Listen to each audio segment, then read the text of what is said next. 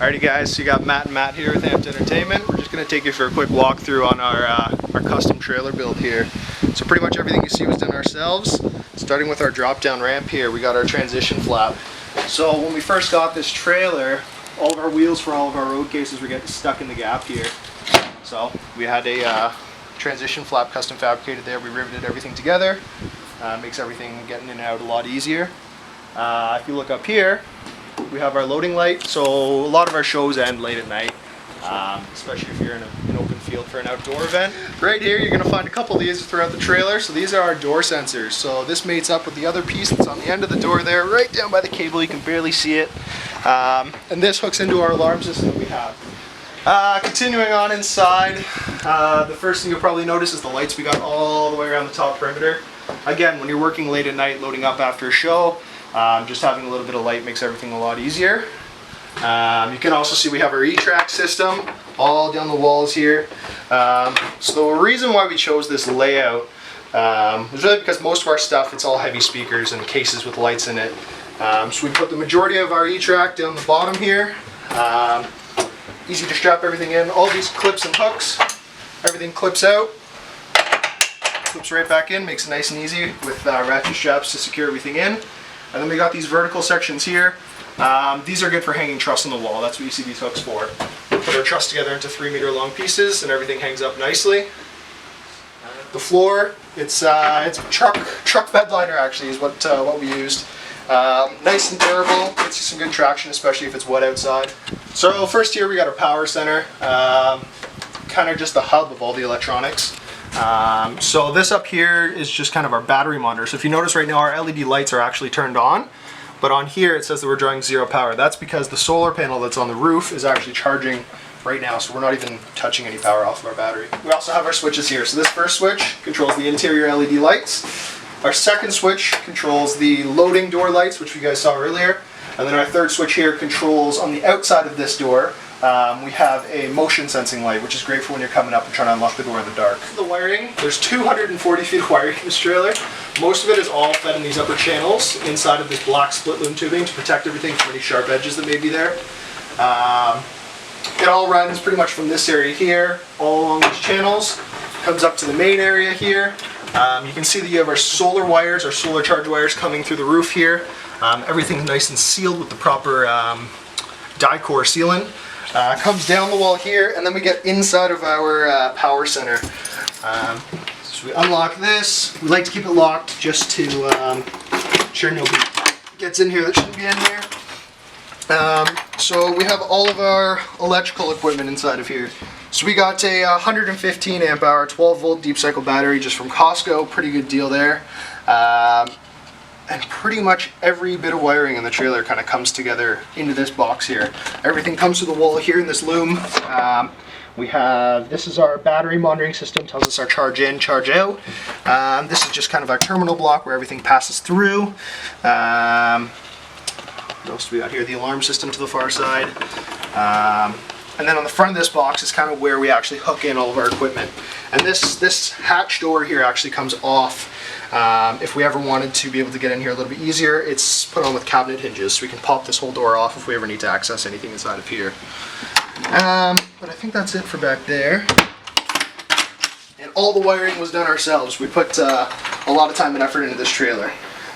So on the side here, these buttons, I won't tell you what each one does, but they do control our alarm, so if we ever lose our keys, we can disarm them by pushing in a certain sequence.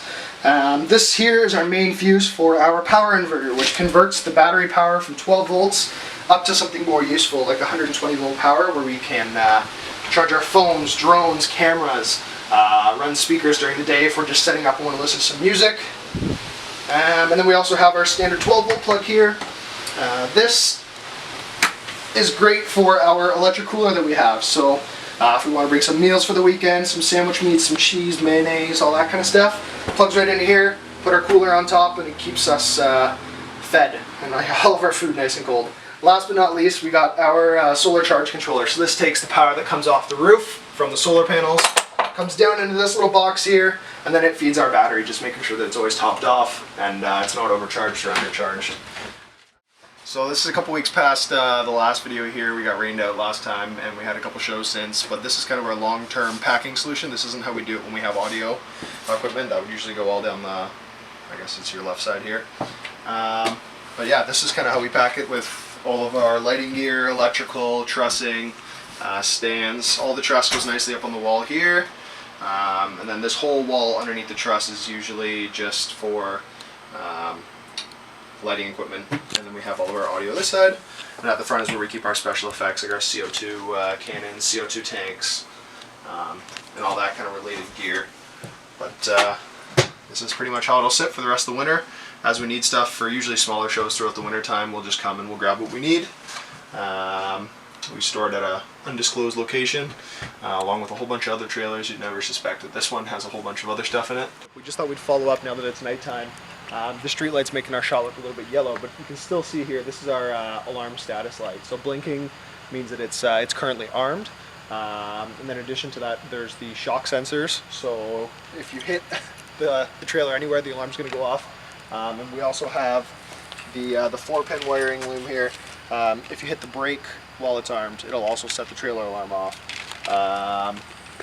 And carrying on, we have the motion light here, so if I walk over towards the door, you're going to see the light turns on, which makes opening this lock really nice and easy. Get the key in there, no problem.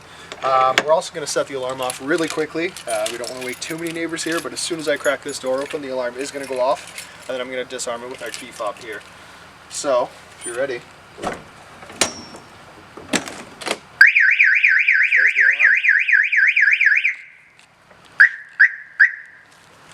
So as you can see, the lights flash and everything when that alarm goes off.